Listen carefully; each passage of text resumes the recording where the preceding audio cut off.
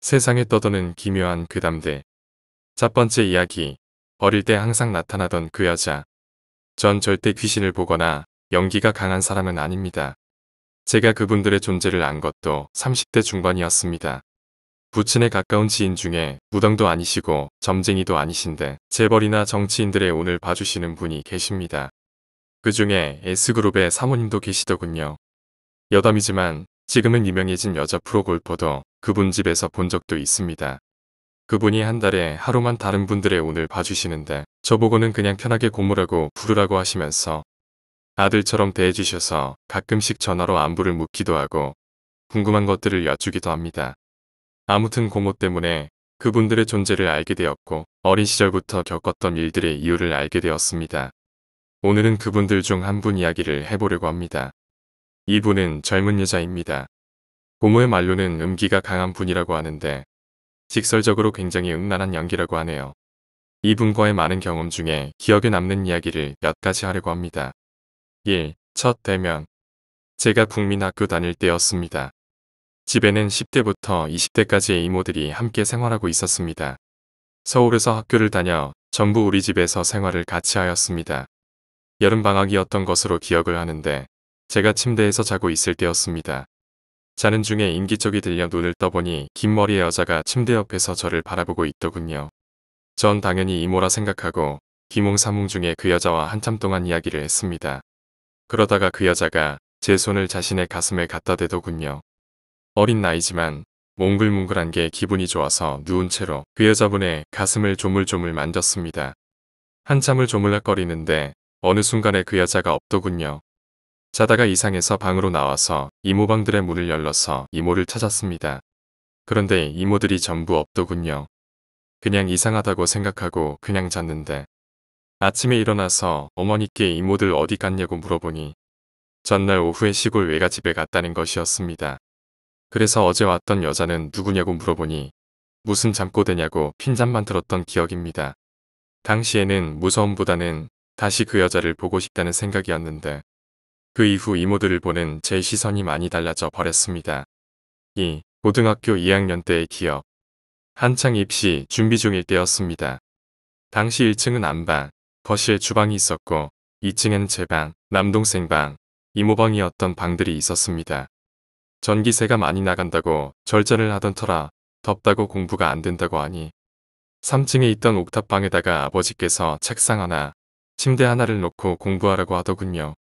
창문을 활짝 열어놓으면 밤에는 시원한 바람이 불어서 꽤 공부하기에는 적당했습니다. 피곤하면 자다가 공부하다가 하였는데 어느 날은 피곤해서 침대에 누워서 자고 있었습니다.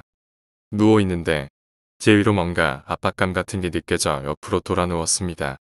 그런데 팔이 뭔가에 눌려 저려와 눈을 떠보니 어떤 여자가 이 자세로 제 팔 베개를 하고 누워있더군요.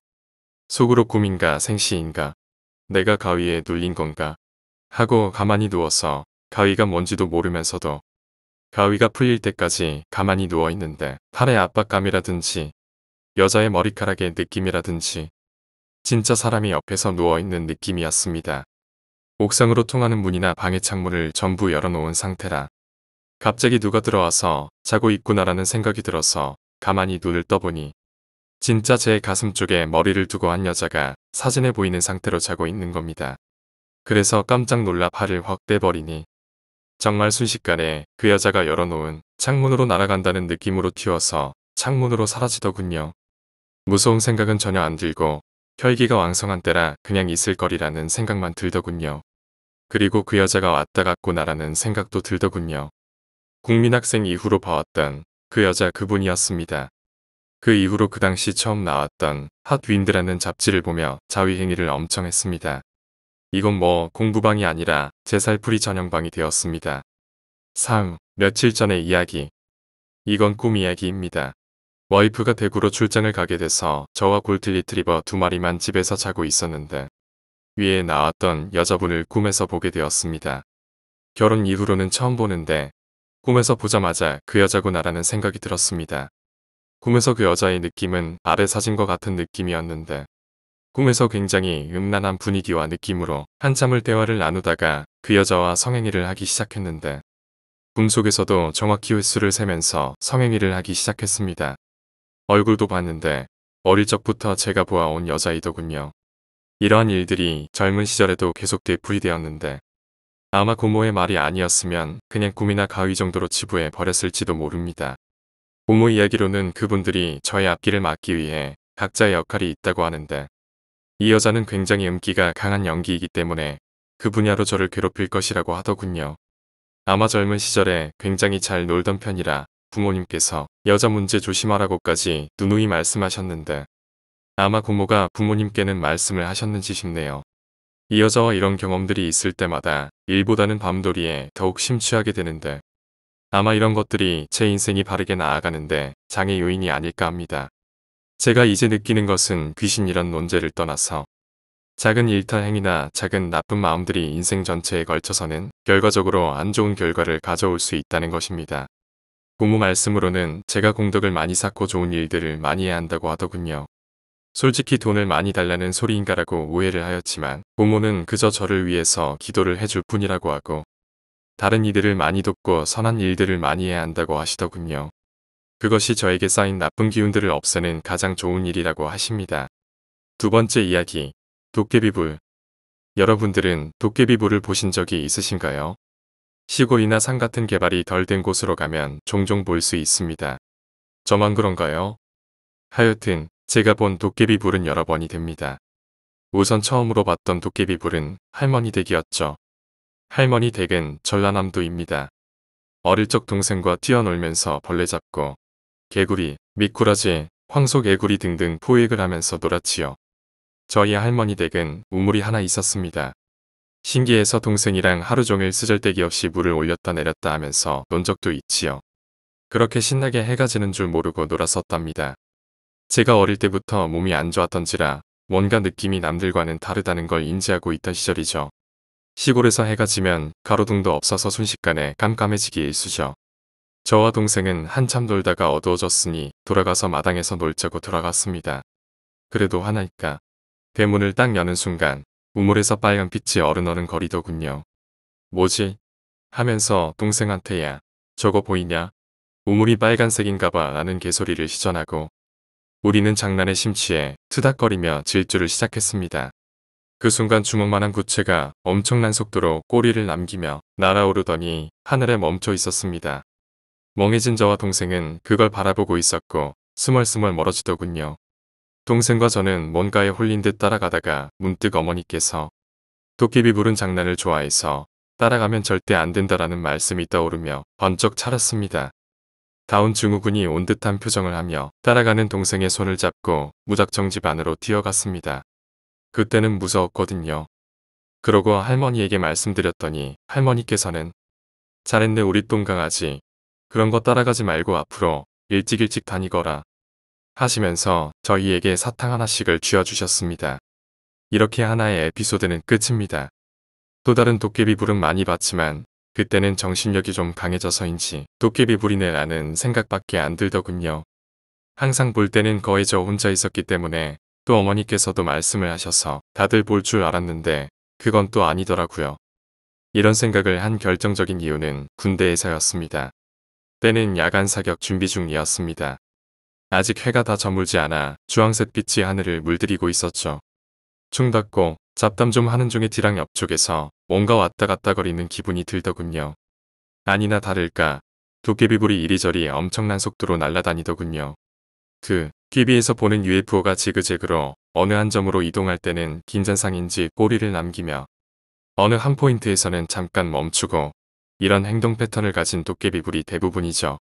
그 순간에도 별 생각 없이 산골이라 그런지 여기도 도깨비불이 있네라는 생각에 옆에 있던 사람들에게 야, 저기 도깨비불 보이냐? 라고 물었죠. 근데 다 안 보인다고 하더군요. 그러면서 절 미치광이 취급하는데 그날은 미치광이가 됐던 걸로 기억이 나네요. 여기서 도깨비불을 잠깐 얘기해드리자면 저희 어머니가 잠깐 해주신 얘기를 들려드리겠습니다. 도깨비불은 장난을 아주 좋아해서 사람들에게 장난을 자주 친다고 하더군요. 그래서 현혹할 수 있는 강렬한 색을 띠고 있다고 합니다. 제가 본 건 빨강, 주황, 파랑색 계열입니다. 딱 저 색은 아니고 뭔가 몽롱하다라고 표현하는 게 맞을 것 같네요. 그렇게 사람들 앞에 나타나 이리저리 끌고 다니면서 논두렁에 빠뜨리고 산에 고립시키고 장난이라기엔 다소 위험한 짓들을 많이 하죠. 저희 어머니도 한번 어릴 적 도깨비불을 따라갔었는데 정신을 차리고 보니 엄청 먼 곳까지 갔다고 하시더군요. 그래도 어린이들한테는 심하게 안 하는 것 같네요. 다른 도깨비불 얘기를 보면 말도 걸고 막 그런다는데 저는 뭐 그런 게 없네요. 세 번째 이야기, 학교 축제.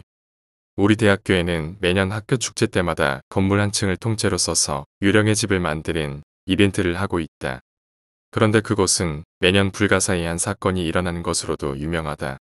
작업을 시작하기 전과 철수한 뒤 신사에서 사람을 불러 제사를 지내곤 했지만 작년 축제 때도 여러 일이 있었다고 한다. 그중 하나, 내 친구가 준비 작업에 참여하던 중 겪은 이야기다. 그날 역시 평소처럼 많은 인원이 달라붙어 밤이 늦도록 여러 가지 준비를 하고 있었다고 한다. 이윽고 작업도 마무리되고 대부분의 인원은 자기 짐을 들고 건물 바깥에 붙어있는 계단을 통해 1층으로 내려갔다. 담당 교수님과 뒷정리를 맡은 몇 사람만 도구들을 점검하고 다 같이 한 번에 엘리베이터에 올라탔다. 엘리베이터의 문이 닫히기 직전 교수님이 이봐, 이제 아무도 없지? 하고 층 전체에 울리도록 소리를 쳤다. 그랬더니 네, 있습니다. 하고 안쪽 교실에서 소리가 들려왔다. 분명히 불을 끄기 전 교수님이 한번 확인을 했는데도 확실하게 누군가의 목소리가 들려온 것이다. 제가 확인해보고 오겠습니다. 그렇게 말하고 엘리베이터 앞에 있던 A군이 확인하러 뛰어갔다. 그러나 정작 찾으러 간다며 뛰쳐나간 A군이 아무리 시간이 지나도 돌아오지 않는다. 어쩔 수 없이 교수님이 확인하러 나섰지만 대답을 했던 학생도 A군도 보이지 않았다. 먼저 계단으로 내려가 버렸나 하고 고개를 갸웃거리며 다들 1층에 내려오자 거기에는 A군이 있었다. 이봐, 먼저 갈 거라면 말이라도 해줬어야지. 모두 엘리베이터에서 기다리고 있었잖나. 저는 다른 사람들이랑 같이 계단으로 먼저 내려왔었습니다만 엘리베이터라니요? 다른 사람들한테 물어봐도 A군은 분명히 교수님 일행보다 먼저 계단으로 1층에 내려와 있었다고 한다. 하지만 엘리베이터에서 기다리던 이들도 모두 A군이 자신들과 함께 있었다고 하는 것이다. 그뿐 아니라 조금 더 이야기를 하는 사이 또 다른 의문이 밝혀졌다. 요즘이 불 꺼진 복도를 향해 소리쳤을 때 들려왔던 대답을 들었다는 사람이 반, 못 들었다는 사람이 반이었던 것이다. 이미 밤이 깊었기에 시간을 들여 확인할 수도 없었기에 그대로 어느 쪽의 A군이 진짜였는지 목소리의 주인이 누구였는지는 지금도 모른다고 한다. 그렇게 소소한 신명 현상들이 매년 축제마다 일어난다는 것이다. 네 번째 이야기, 꽃. 옛날 좋아했던 여자아이 집 현관에 꽃을 가져도 두었던 적이 있다. 꽃은 근처의 정원이 근사한 집에서 꺾었었다. 사촌의 신문 배달 아르바이트를 도왔을 때였으니 아직 어슴푸레한 이른 아침이었다. 그리고 얼마 전 그 여자아이를 만날 기회가 있었다. 오랜만에 추억에 젖어. 그땐 그렇게 꽃도 놓고 가고 했었는데 넌 어떻게 생각했었어? 라고 말을 걸었다. 하지만 그녀는 얼굴이 새파랗게 질리더니 내 가슴팍을 잡고 마구 흔들었다. 그거 내가 한 짓이야. 당장 그만둬. 라고 절규하면서 어떻게든 겨우 그녀를 안정시키고 자세한 이야기를 들어보자 아직도 매일 꽃이 놓여지고 있다는 것이었다. 처음에는 그녀의 가족들도 널 짝사랑하는 누군가가 가져다 놨나봐 라면서 장난을 쳤다고 한다. 정작 내가 꽃을 가져다 놓은 것은 고작이 3일에 한 번 정도였지만 언제부터인지 매일 비가 오던 태풍이 오던 포장에 쌓인 꽃다발이 놓여 있었다는 것이다. 심지어 한신 대지진이 일어났을 무렵에도 그만둬 주세요라고 벽보를 붙여도 효과는 없었다고 한다. 감시 카메라를 설치해도 범인의 모습은 찍히지 않았고 경찰에게 순찰을 부탁해도 어느새인가 갑자기 나타났습니다라는 식으로 꽃이 놓여 있었다고 한다. 이제는 가족 전체가 노이로제에 걸릴 정도여서 당연히 그녀의 집에 찾아간 나는 격렬하게 항의를 받을 수밖에 없었다. 나는 선물로 가져간 과자를 곁에 두고 무릎 꿇고 사과했다. 그리고 내가 한 짓이 아니라는 것을 증명하기 위해 그 집에서 하루 묵어보기로 했다. 그리고 다음날 아침 그녀의 남동생이 꽃이 있다며 나한테 꽃다발을 들이대는 것이었다. 이봐, 너 현관문도 안 열고 어떻게 그걸 가져왔어? 진실은 무엇보다 두려운 것이었다. 남동생이 스토커였다니. 나는 그날 내 눈앞에서 한 가정이 붕괴하는 모습을 생생하게 보았다. 남동생을 죽어라 두들겨 패는 아버지. 뜻을 알아들을 수 없는 소리를 지르는 어머니. 울면서 쓰러진 그녀. 그 와중에 남동생은 실실 웃고 있었다. 다만 나에게만은 혀를 차며 무척 째려보았다. 결국 그 사건이 남동생의 비뚤어진 애정에서 나온 것인지 단순히 짓궂은 장난이었는지는 알 수 없었다. 그 후 그 집과의 연락은 끊겼다. 소식도 없이 그대로 이사를 가버렸고 그 이후의 일은 나도 모른다. 5번째 이야기. 죽순. 초등학교 4학년 무렵 야마나시현에 있는 할아버지 집에 죽순을 캐러 갔었다. 봄방학이었는지 골든위크였는지는 까먹었지만 우리 집에서는 매년 초봄이 되면 할아버지 집 뒷산에 죽순을 캐러 가곤 했었다. 그날도 예년처럼 다들 아침부터 뒤서야 죽순을 캐고 있었다. 아버지와 어머니가 한조가 되고 나는 할아버지와 한조가 되어서 서로 다른 방향으로 나아갔다. 할아버지는 죽순을 무척 잘 찾아내셔서 나는 할아버지가 파보라는 곳을 파보는 것만으로 쑥쑥 죽순을 캐낼 수 있어 무척 즐거웠다. 그 덕에 오후가 될 무렵에는 가져온 자루가 가득 차게 되었다. 부모님 쪽도 풍년이었다. 슬슬 이제 정리하고 돌아가자는 이야기가 나왔지만 아직 죽순을 더 캐고 싶었던 나는 할아버지에게 떼를 써서 조금 더 뒷산에서 죽순을 캐기로 했다. 그리하여 캤던 죽순은 아버지에게 넘겨주고 할아버지와 둘이서 잠시 죽순을 캐고 있을 무렵이었다. 어디서인지 모르겠는데 갑자기 이상한 냄새가 나기 시작했다. 감귤 같은 것의 냄새인지 오렌지 같은 냄새가 풍겨왔다. 어느새 그것은 냄새가 나는 수준을 넘어서 버렸다. 마치 밀실에서 향수병을 확 풀어놓은 것 같이 주변 전체가 갑자기 오렌지 향으로 가득 찬 것이다. 숨을 쉬면 오렌지가 입에 들어와 있는 것 같이 느껴질 정도였다. 주변을 돌아봤지만 그럴 만한 꽃이나 과일 같은 건 없었다. 대나무 숲 속이니 당연한 것이지만 할아버지도 나도 곧바로 뭔가 이상하다는 것을 느끼고 서둘러 돌아가기로 했다. 좁은 산길을 둘이서 죽순을 꾀하는 채 달려갔지만 아무리 걸어도 냄새는 사라지지 않는다. 나는 점점 무서워져서 울면서 할아버지의 옷자락을 부여잡고 계속 걸었다. 시간으로는 20분 정도 걸렸을까. 터벅터벅 걸어서 간신히 도로가 보이는 곳까지 내려오자 겨우 마음이 놓였다. 어느새 정신을 차려보니 왠지 냄새는 사라진 후였다. 하지만 정작 큰일은 돌아온 후였다. 어찌된 영문인지 나와 할아버지가 돌아왔을 때는 이튿날 점심 무렵이었던 것이다. 부모님과 헤어지고 꼬박 하루가 지났던 셈이었다. 나와 할아버지로서는 아버지에게 죽순을 건네주고 헤어진 지 2시간도 지나지 않았다고 느꼈었다. 아버지 말에 따르면 저녁이 되도록 돌아오지 않아 걱정이 된 나머지 뒷산으로 찾으러 갔지만 어디에서도 나와 할아버지를 찾을 수 없었다고 한다. 어디에서 넘어지기라도 한 게 아닌가 싶어. 주변 마을 사람들과 소방서에 연락해서 뒷산을 샅샅이 수색했지만 못 찾았었다는 것이다. 그 후 일단 나와 할아버지는 병원에 가서 여러 검사를 받았지만 아무 이상도 없었다. 결국 나와 할아버지가 할머니랑 어머니한테 잔뜩 혼나는 것으로 사건은 마무리되었다. 그 후로도 종종 할아버지 집에 놀러 갔었지만 무서워서 뒷산에는 차마 가까이 갈 수가 없었다. 오렌지 냄새에 관해서도 여기저기 알아봤지만 전혀 알아낼 수가 없었다. 할아버지 집 주변의 노인분들도 전혀 모른다는 말뿐이다. 6번째 이야기. 도시락. 여우라고 하면 대단히 오래된 느낌이 난다. 하지만 이것은 내가 어릴 적의 이야기다. 어느 일요일 병대트 야구팀의 감독을 하고 있던 아버지가 도시락을 두고 가서 내가 가져다 드리게 되었다. 시골인 탓에 논길을 신나서 걷고 있자니 낯선 아줌마를 만났다. 아줌마는 아무래도 상관없는 말을 걸어와서 나는 별 생각 없이 대답했다. 그러던 와중 갑자기 아줌마는 내가 가지고 있던 봉지 안에 관해 관심을 보이기 시작했다. 뭐가 들어있니? 라던가 누가 만들었어? 대단하네. 근데 반찬은 뭐야? 매실장아찌는 집에서 직접 담근 거니? 라고 물어오는 것이다. 하지만 나는 그 질문 하나하나에 모두 대답을 했다. 그리고 갑자기 아줌마가 연 가지고 놀래? 라고 해서 같이 연을 날리며 놀았던 기억이 난다. 한바탕 논 뒤 나는 아줌마와 헤어졌다. 다시 정신을 차리고 아버지에게 도착했을 무렵에는 이미 점심시간이 한참 지난 후였다. 그래도 아버지는 기뻐하면서 도시락을 여셨지만 뚜껑을 연 뒤 깜짝 놀랐다. 주먹밥이 들어있었을 터인 도시락 안에는 주먹만한 나무 토막이 들어있었다. 아버지한테는 이게 무슨 장난질이냐며 호종을 들었지만 집에 돌아가 할머니에게 이야기를 했더니 캐나, 그건 여우한테 속은 거로구나. 라며 웃음거리가 되었다. 물론 나는 도시락을 한 번도 열지 않았었다. 아버지에게도 어머니에게도 꾸중을 들었지만 나는 도퇴석연치가 않았다.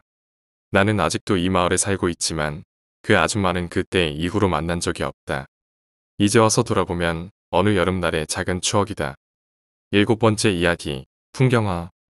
내 친구 중 영감이 강하다는 M에게서 들은 이상한 이야기입니다. 우리가 살고 있는 역전에는 큰 단지가 줄지어 있고 M은 집에 돌아올 때 언제나 그 단지를 가로질러 다녔습니다. 어느 날 집에 돌아가려고 평소처럼 단지를 가로질러 걷고 있을 때였습니다. 그날은 일이 좀 있어서 평소보다 빠른 걸음으로 돌아가고 있었다고 합니다. 언제나 아이들이 뛰어놀거나 쇼핑을 마치고 돌아오는 주부들로 떠들썩했던 거리지만 밤이 깊은 탓인지 주변에는 그닥 사람이 없었다고 합니다. 1동, 2동을 지나 모래밭과 벤치, 그네만 있는 작은 놀이터에 들어서자 슬쩍 사람 모습이 보였습니다. 이런 밤 늦게 뭘 하는 거야 싶어 멀리서 눈을 흘겨보자 그것은 목을 매단 여자의 시체였다고 합니다.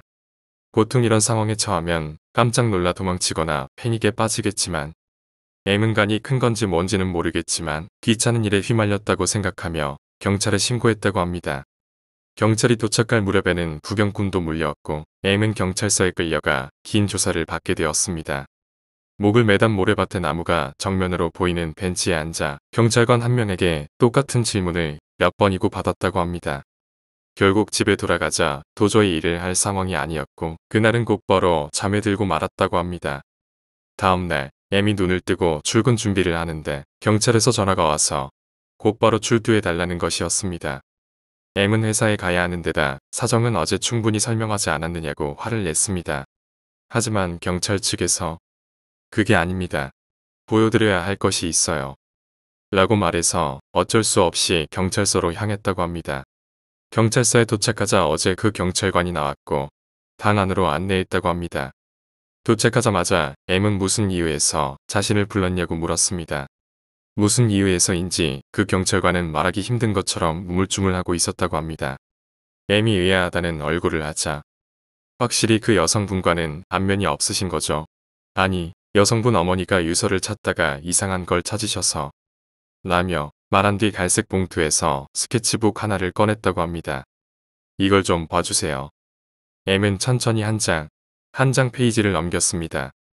미대라도 다닌 것인지 거기에는 과일이나 가구의 대생이 있었습니다.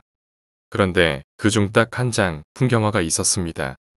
어디선가 본 적 있는 광경입니다. 거기에는 그네가 있고 모래밭이 있었습니다. 그리고 그 옆 나무에 로프를 묶고 목을 매단 여자. 그리고 벤치에는 청년 한 명과 경찰관 같이 보이는 사람이 앉아있는 그림이었습니다. 그 스케치북은 자물쇠가 달린 책상 서랍에서 나온 것으로 그 여자 이외에 다른 사람 지문은 발견되지 않았다고 합니다. 어쨌거나 그 때문에 M에게는 여성과 무슨 관계였냐는 추궁이 이어졌다고 합니다. M은 그렇게 치면 왜 경찰관도 있는데요? 라면서 반쯤 패닉이 돼서 말싸움을 했다고 합니다. 결국 결론은 나지 않았고 M은 그대로 집에 돌아올 수 있었습니다. 그 사건은 유서 없는 자살 사건으로 종결되었다고 합니다. M은 영감이 있어 지금까지 귀신을 본 적도 있다고 합니다만 이 정도로 이해할 수 없고 두려운 사건은 없었다고 합니다.